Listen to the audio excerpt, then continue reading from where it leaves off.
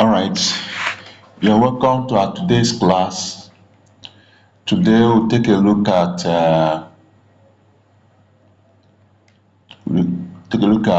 Pharm 322, Pharmacology of the Cardiovascular and the Renal system. So today we'll look at the drugs used for cardiovascular and renal system. So drugs that act on the heart, the blood vessels, and kidneys are grouped as follows. We have the one that treat the high blood pressure, the one we call the antihypertensive drugs. We have the one that we have the diuretics, we have the angina pectoris drugs, we have the congestive heart failure drugs, and we have the what? Antiarrhythmic drugs. So let's look at the drug that treats high blood pressure, that is antihypertensive drugs. So hypertension, according to JNC7 definition, so the JNC7 is simply the seventh report of the Joint Committee on Prevention, Detection, Evaluation and Treatment of High Blood Pressure. Now here, they have different ranges of values they give for hypertension, starting from pre-hypertensive state, the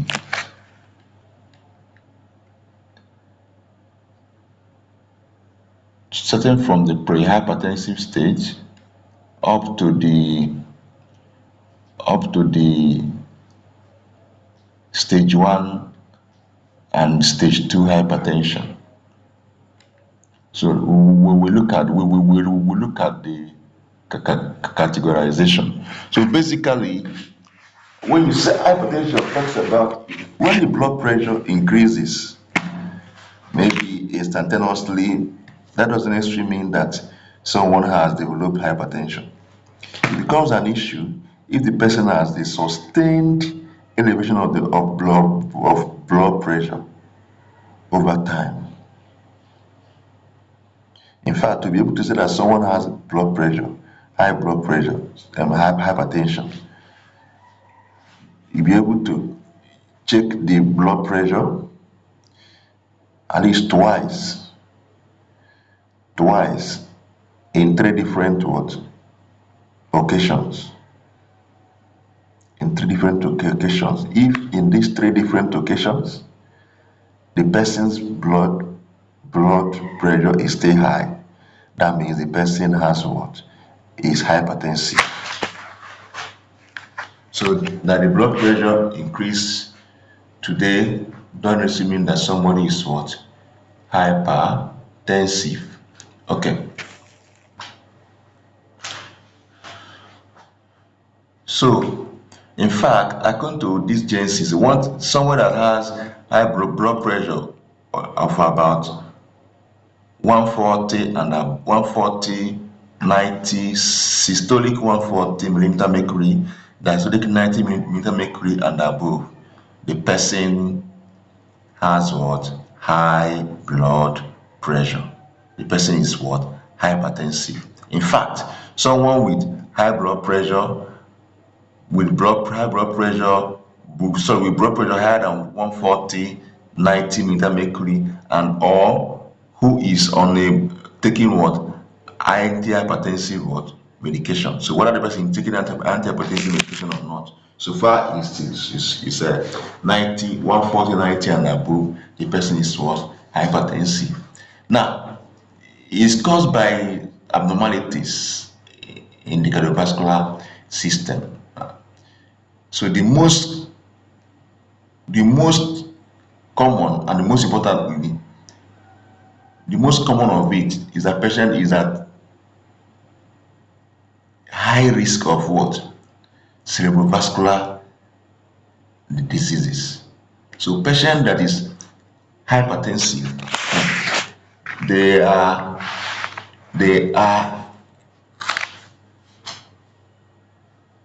they are at high risk of developing cerebrovascular disease, CVD. They are very high risk of developing stroke and coronary heart disease. In fact, when if the coronary heart vessel have issue, and this can lead to myocardial heart attack, myocardial infarction, and what have you. Cerebrovascular disease, that is talking about what? The stroke and what have you. So it's a very serious thing, it's a very serious issue. It's a very serious issue. So if you are having sleep disturbances or use certain drugs that affect the cardiovascular system, or even using chronic renal disease or have chronic renal disease or cardiovascular disease caused by abnormalities of what? Thyroid or parathyroid glands.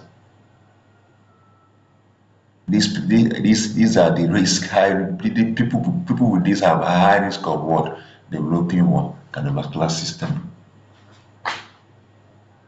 Hypertension, sorry.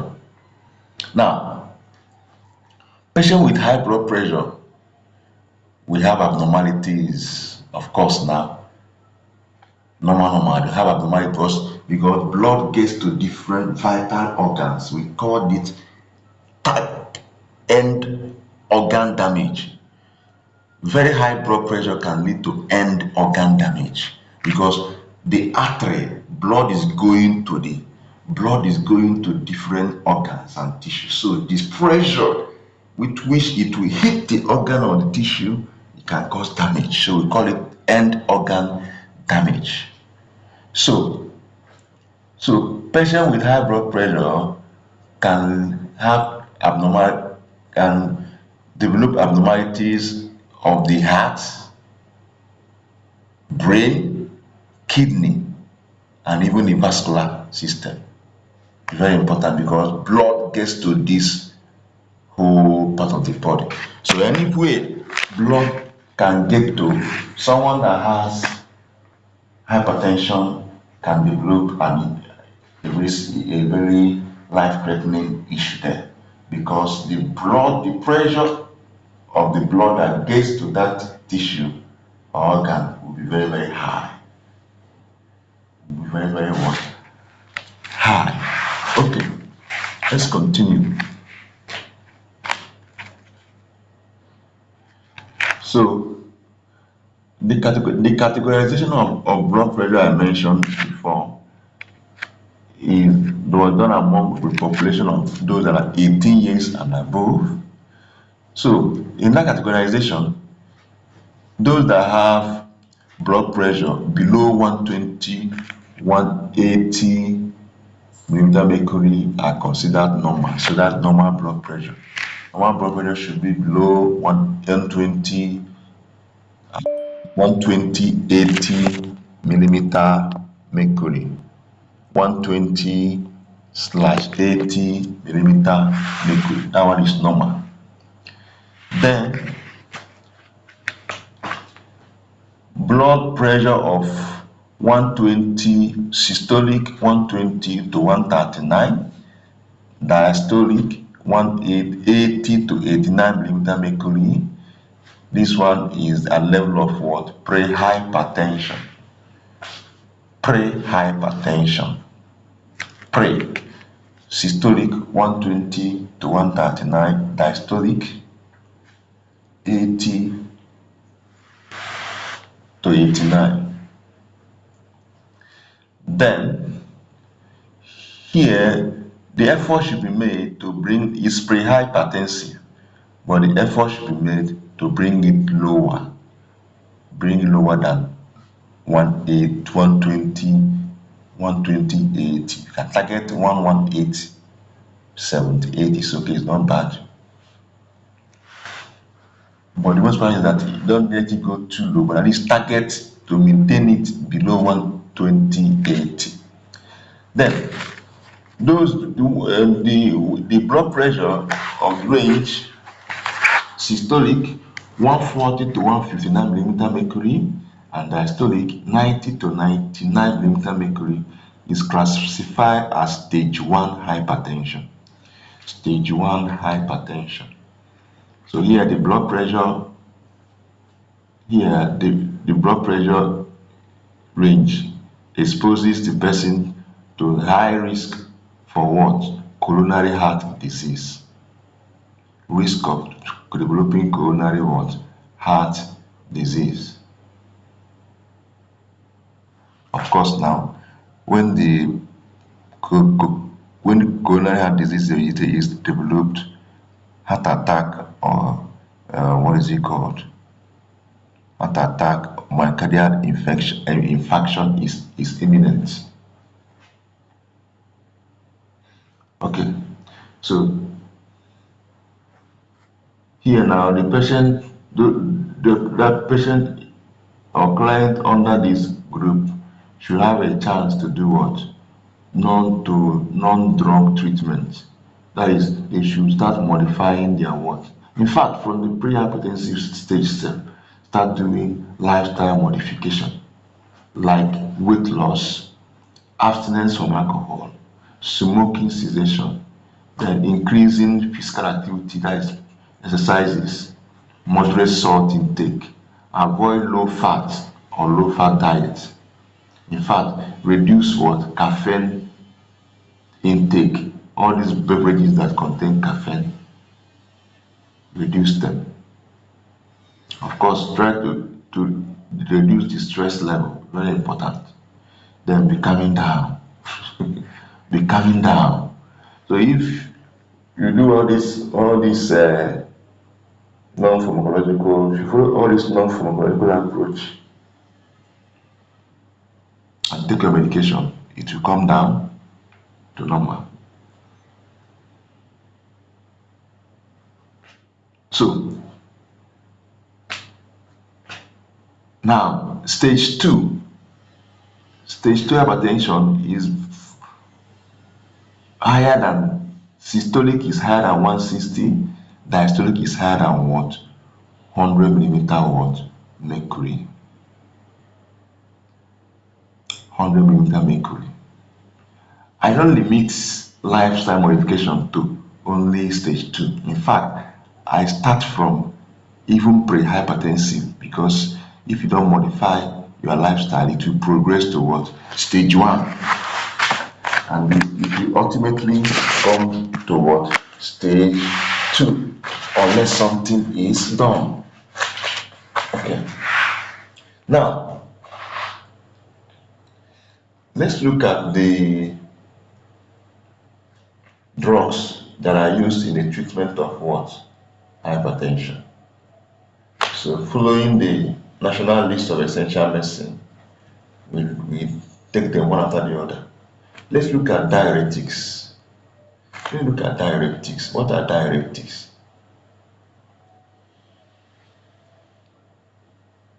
Of course now, that one that they are used to do what? Induce what? Uresis. So fluid removal from the system. Fluid removal, removing the body fluid, accumulated fluid and what have you. So now these diuretics have other different classes. The first one I want us to look at is thiazide diuretics. Let's look at thiazide diuretics. So what do thiazide diuretics do? Basically, they interfere with the calcium ion advocacy process. They act on the receptor on the renal cortex, and this inhibits sodium chloride transport at the distal convoluted tube. They bind to chloride ion binding site at the proximal tube. So when they do that, this helps to increase sodium excretion, and chloride will be sent to the chloride. But some of drugs can cause sodium to be what? Reabsorbed to the distal tube. So when sodium eventually gets reabsorbed to the distal tube, potassium is an hydrogen ion and what? Excreted. So this excretion of potassium ion leads to loss of what? Potassium, and eventually hypokalemia.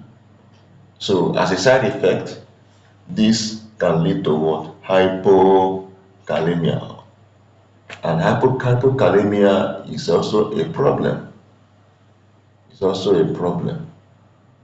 So this one, using this drug, is advocated to, if this is the only one available, potassium supplementation is advocated for, is advisable. Potassium,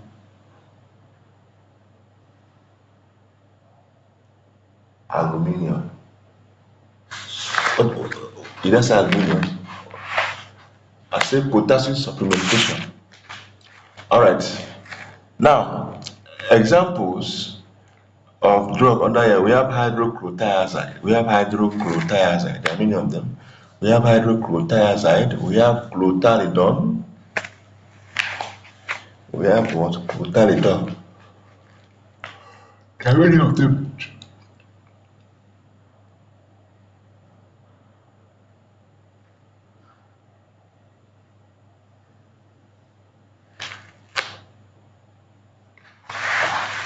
Then we have those ones that inhibit calcium ion and magnesium ion reuptake, but they do not reabsorb what? Chloride. So this leads to difference in the lumen and interstitium potential. Of course, when this happens, potassium is excreted from the cell, and this increase sodium ion and chloride ion what? Excretion. So potassium, calcium ion, magnesium ion are out of the body. So this will also stimulate what? Production of what? Prostaglandin. By inhibiting prostaglandin what? It also inhibits prostaglandin dehydrogenase that destroys, of course, prostaglandin dehydrogenase breaks down what? Prostaglandin. So when this happens, increase in Pg will result in the dilation of the renal blood vessels and increase blood flow to the kidneys. So drugs under this category, we have furosemide, we have bumetanide, and we have what? Ethacrynic acid. There are many of them. So we look at potassium sparing diuretics.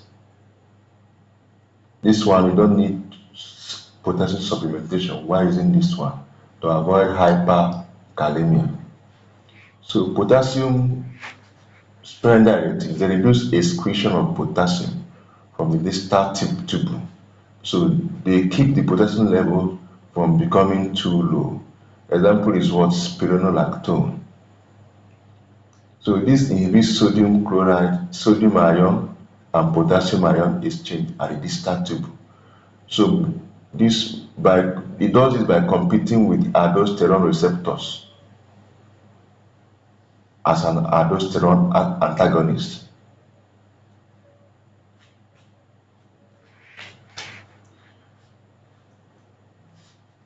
So we also have drugs like triamterene and the amiloride. They are what? Sodium ion channel blockers. So they block sodium ion channel in the distal convoluted tube. So they reduce its reuptake and they return sodium. So this reduces the amount of potassium that is being excreted from the body.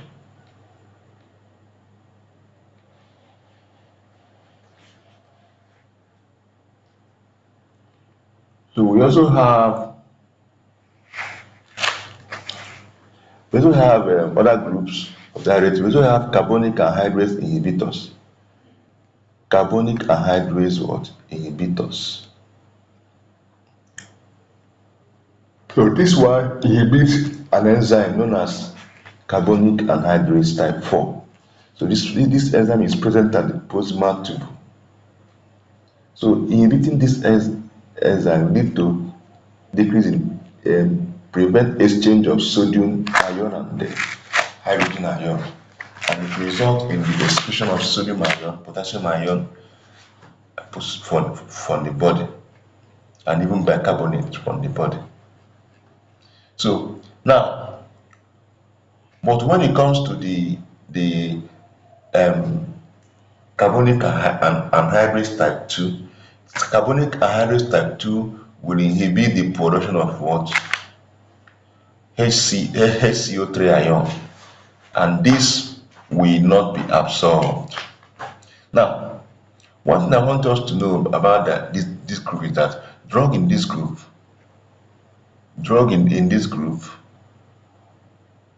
specifically, example, acetazolamide, inhibit both the enzymes carbonic anhydrase type 4 and carbonic anhydrase type 2, and this results in the inhibition of what? Sodium bicarbonate reabsorption, and this can also reduce intraocular pressure. So that's why acetazolamide are normally used for in eye care, normally used in treatment of eye issues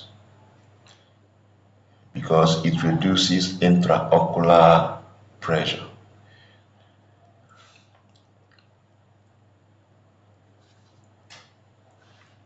It's also used to treat, of course, now, eventually it's used to treat what? Glaucoma. We also have diclofenac, we also have metazolamide. These are examples of what? Diuretics under this group. So we have acetazolamide, we have metazolamide, and we have diclofenac.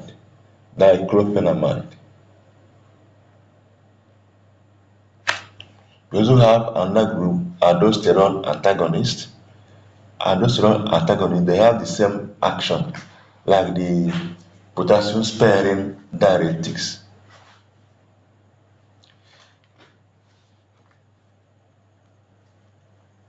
So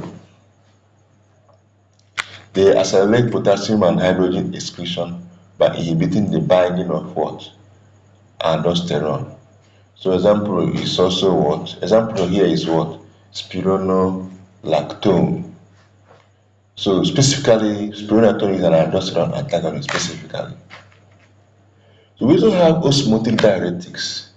So osmotic diuretics, they work by the reabsorption of water into the cells at the proximal tubule. So if they reabsorb water at the proximal tubule, it leads to what? Decrease in the concentration of what? Sodium ion in the tubular fluid. So when this happens, sodium ion reabsorption will be what? Removed, and it will increase the amount of water in the fluid. So this whole thing leads to inhibition of renin secretion, and that also increases renal blood flow, because not just that, it also increases excretion of minerals like sodium ion, chloride ion, bicarbonate, potassium ion, calcium ion, and magnesium ion. It also increases glomerular filtration rate and renal blood flow. Example is mannitol. Example is what? Mannitol. So let's look at another group. Let's look at beta blockers.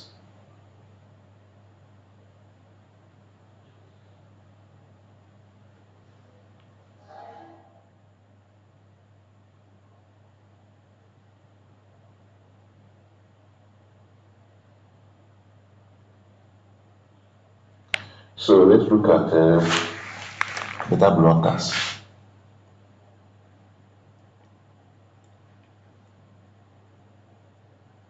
Of course, from the name, they block the what? Beta adrenergic what? Receptors.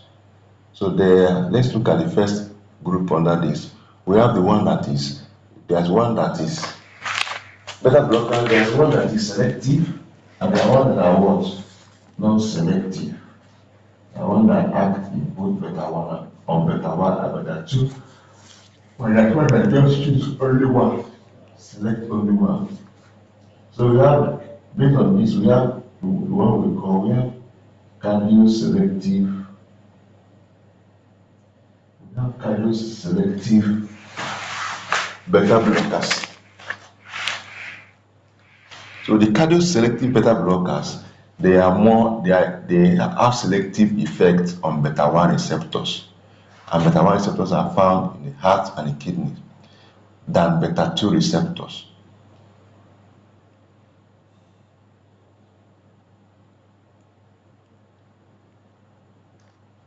Then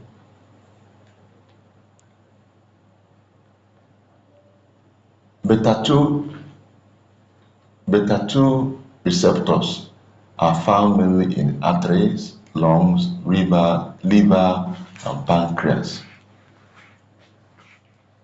So these beta blockers, these cardioselective beta blockers, decrease cardiac contractility and renal renin secretion, and this results in a decrease in angiotensin 2 level.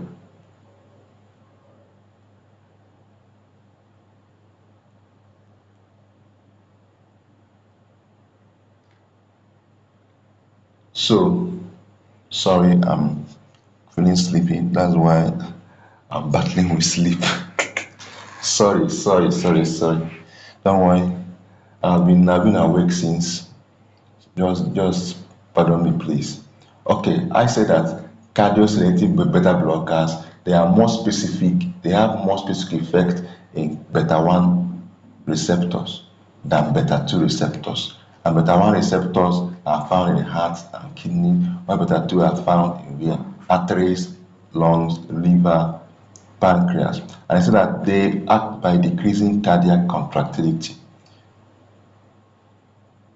renin in the renin secretion,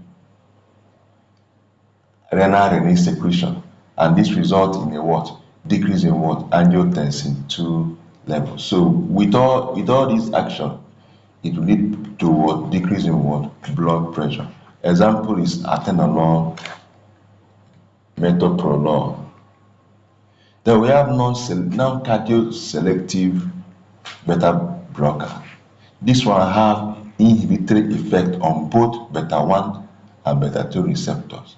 Example, we have your what? Propranolol, nadolol, and etimolol.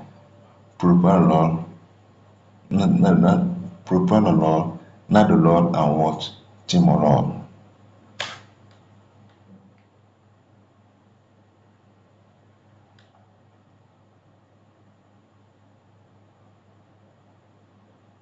We also have the one we call ISA or ISA. This one is they are non-cardioselective beta blockers with intrinsic sympathomimetic activity. This one, their mechanism of action is to stimulate sympathetic activity in the peripheral tissues. So this lead to a slight decrease in heart rate and blood flow, and they cause blood vessels to dilate. So this will result in lowering the what? The blood pressure.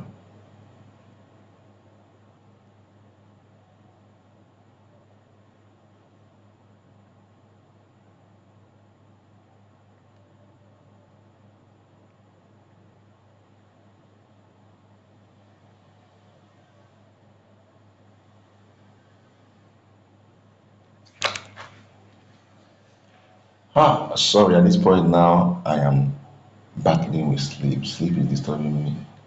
Sorry, I think I'll stop this lecture here so I can sleep. I didn't rest well during the day. So I think, please pardon me, I'll stop this lecture here. Let me rest. I'm feeling sleepy. I just came from another lecture now. Please let me rest a bit. I'm feeling sleepy.